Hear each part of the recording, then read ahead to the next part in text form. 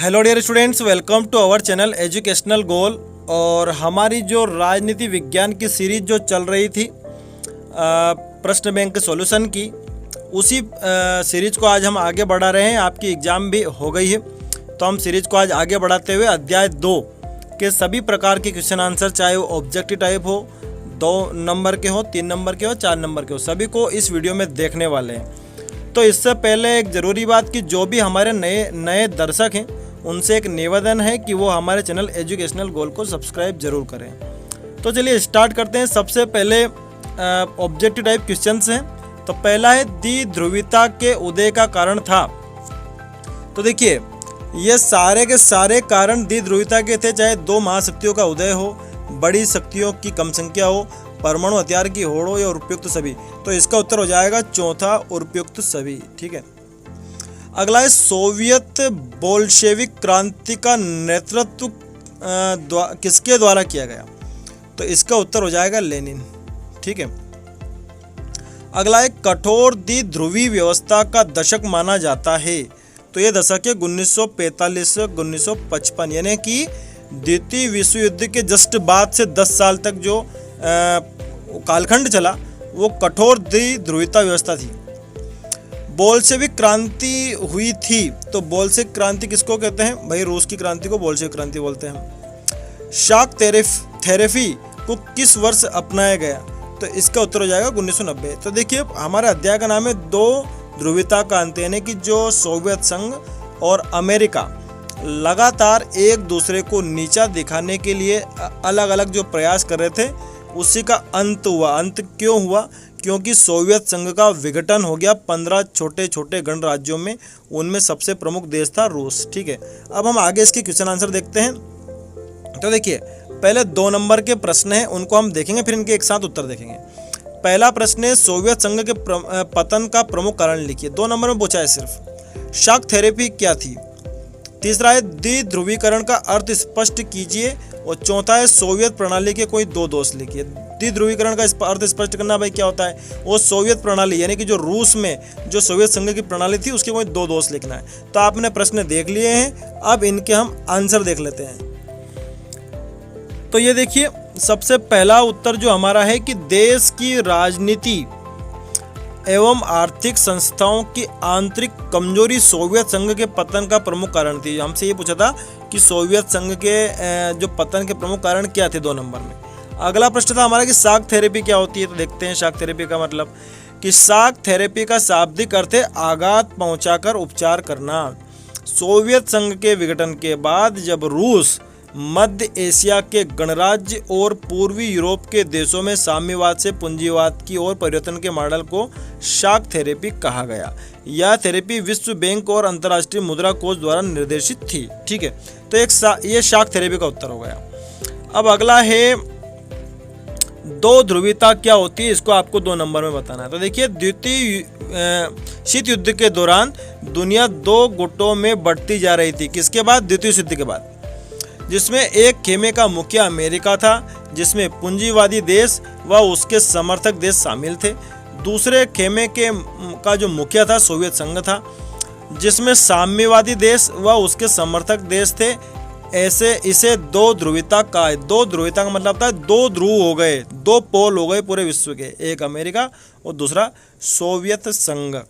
अब अगला प्रश्न था हमारा कि सोवियत प्रणाली के दोष क्या है, वो लिखने हैं। तो देखिए, सोवियत प्रणाली पूर्ण रूपे नौकरशाही द्वारा नियंत्रित थी, अतः वह निरंतर सत्तावादी होती चली गई और जनसाधारण का जीवन मुश्किलों भरा होता चला गया। यानी कि सोवियत संघ में जो साम्यवाद की जो विचारधारा थी, उसमें जो कम्युनिस्ट पार्टी थी वही जनता को लेकर सारे फैसले करती थी, दूसरी कोई पार्टी होती नहीं थी। इसलिए ऐसी जो सत्ता होती है वो निरंकुश हो जाती है।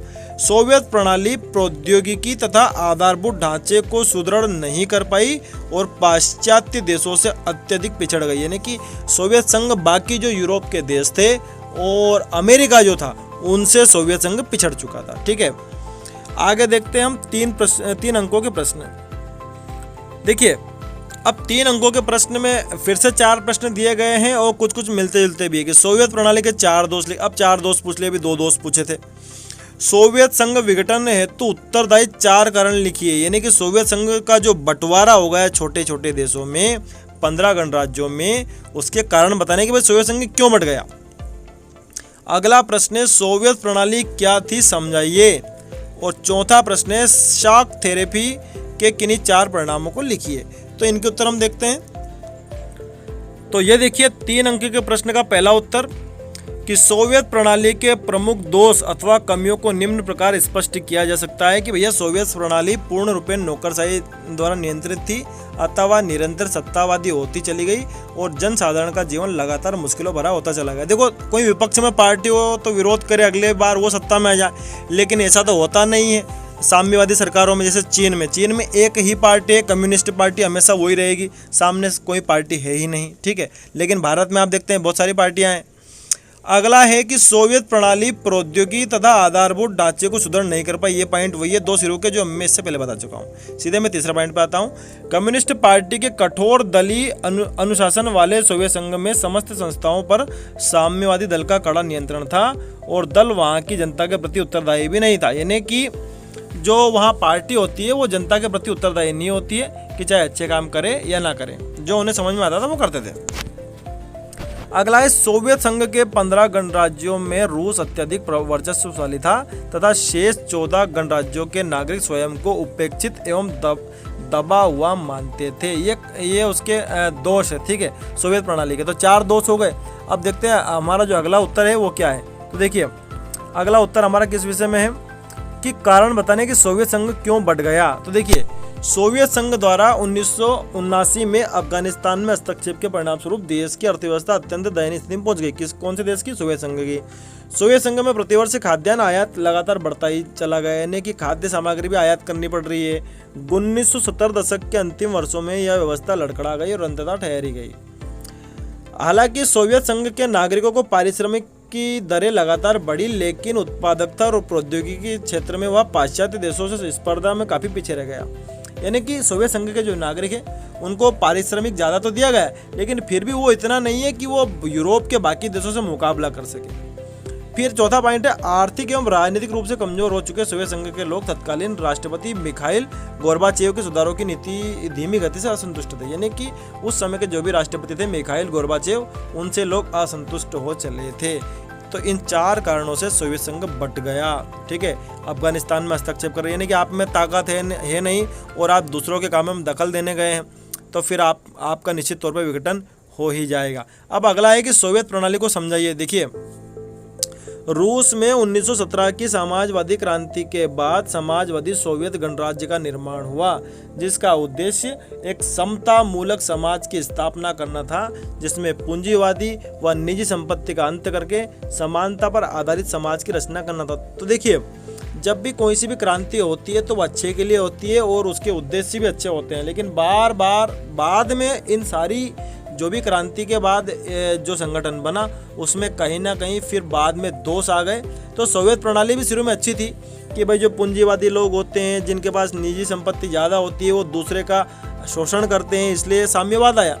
लेकिन साम्यवाद भी बाद में देखिए क्या स्थिति हुई, इसी व्यवस्था को सोवियत प्रणाली कहा गया। तो सोवियत प्रणाली की विशेषता देख रहे हैं हम इसमें कि सोवियत राजनीतिक प्रणाली की मुख्य धुरी कम्युनिस्ट पार्टी थी, जिसमें किसी अन्य दल हेतु कोई स्थान नहीं था। जैसा कि मैंने आपको बताया कि जहाँ पर भी कम्युनिस्ट शासन होता है, साम्यवादी सरकारें होती हैं, वहाँ कोई दूसरी पार्टी होती ही नहीं है विपक्ष में, जैसे लोकतंत्र में बहुत सारी होती है।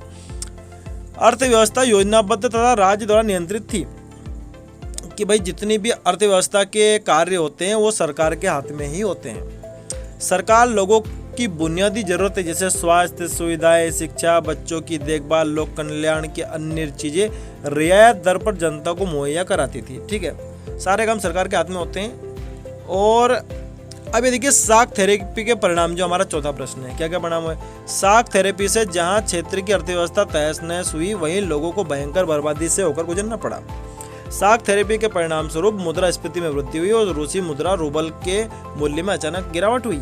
रूस में राज्य नियंत्रित औद्योगिक ढांचा चरमरा गया और सामूहिक खेती प्रणाली समाप्त होने से खाद्यान्न सुरक्षा नहीं रही। ये शॉक थेरेपी के परिणाम हो गए। अब देखिए 4 नंबर के 3 प्रश्न है कि भारत रूस के आपसी संबंधों से भारत किस प्रकार लाभान्वित हुआ, भारत और रूस के संबंध, ठीक है।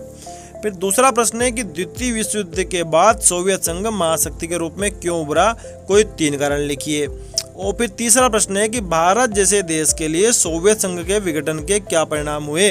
इन तीनों प्रश्नों के उत्तर हम देखने वाले हैं। तो चलिए स्टार्ट करते हैं।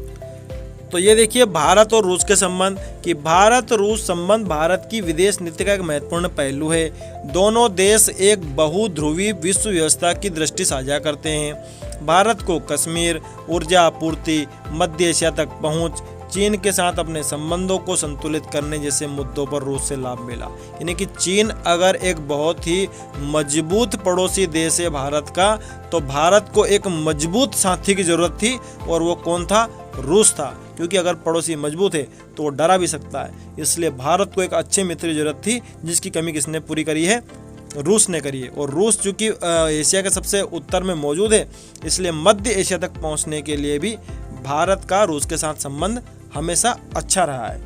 रूस इस रिश्ते से लाभान्वित होने के लिए खड़ा है, क्योंकि भारत रूस के लिए दूसरा सबसे बड़ा हथियार बाजार है। क्योंकि भारत अधिकतर हथियार किससे लेता है, रूस से, ठीक है।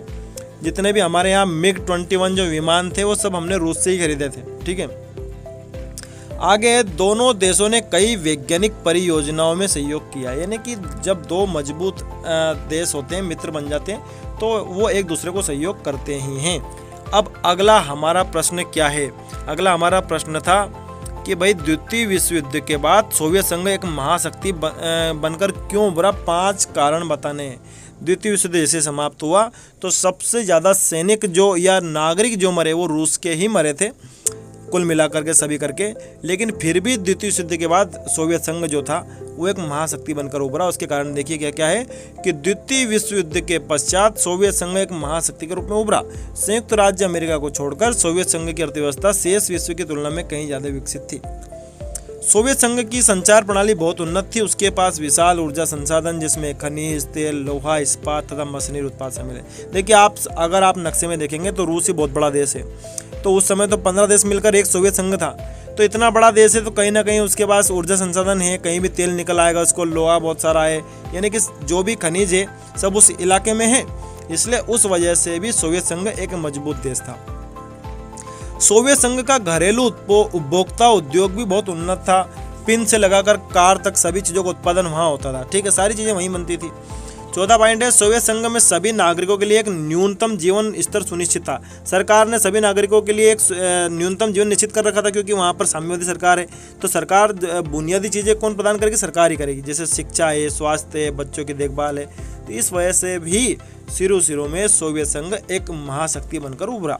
फिर अगला, सोवियत संघ के दूर दराज के क्षेत्र भी आवागमन की सुव्यवस्थित एवं विशाल प्रणाली के कारण आपस में जुड़े हुए थे। यानी कि जितने भी राज्य हैं वो आपस में अच्छे से सुव्यवस्थित तरीके से जुड़े हुए थे, यानी कि परिवहन अच्छा था वहाँ पे, ठीक है। अब अगला हमारा प्रश्न क्या है कि सोवियत संघ का जो विघटन हुआ उसका भारत जैसे देश पर क्या परिणाम पड़ा। अब इस उत्तर को हम देखते हैं। तो ये देखिए 26 दिसंबर 1991 को सोवियत संघ के विभाजन के बाद भारत और सोवियत संघ के संबंध इस प्रकार से प्रभावित हुए। दोनों देशों के हितों में व्यापक बदलाव आया। दोनों देशों ने नए वातावरण और नई दिशा से संबंधों को बढ़ाने की पहल कि भैया पहले सोवियत संघ से अच्छे संबंध थे, अब जो रूस है उससे अच्छे संबंध होने चाहिए। तो देखिए अगला है, दोनों देशों यानी कि रूस और भारत के राष्ट्राध्यक्ष या राज्याध्यक्षों ने एक दूसरे देशों की यात्राएं की और व्यापारी संबंध स्थापित किए, सहमति बनी। रक्षा समझौतों को संपन्न किया गया। 1998 में अमेरिका के दबाव के बाद भी भारत व रूस ने भारत रूस सैन्य तकनीकी सहयोग समझौता 2010 तक बढ़ाया, ठीक है। जबकि अमेरिका का दखल था कि आप दोनों साथ में मिलकर कुछ नहीं कर सकते, क्योंकि अमेरिका को डर लगता था। कारगिल संकट के समय रूस के राष्ट्रपति पुतिन ने भारत की भूमिका को सराहा तथा पाकिस्तान को घुसपैठिए वापस बुलाने व नियंत्रण रेखा का सम्मान करने की सलाह दी। इसलिए कुल मिला के बात यह है कि सोवियत संघ के विघटन के बाद भी भारत ने रूस से अच्छे संबंध स्थापित करने की कोशिश की। तो ये आपका दूसरा अध्याय हो गया। Thanks for watching this video.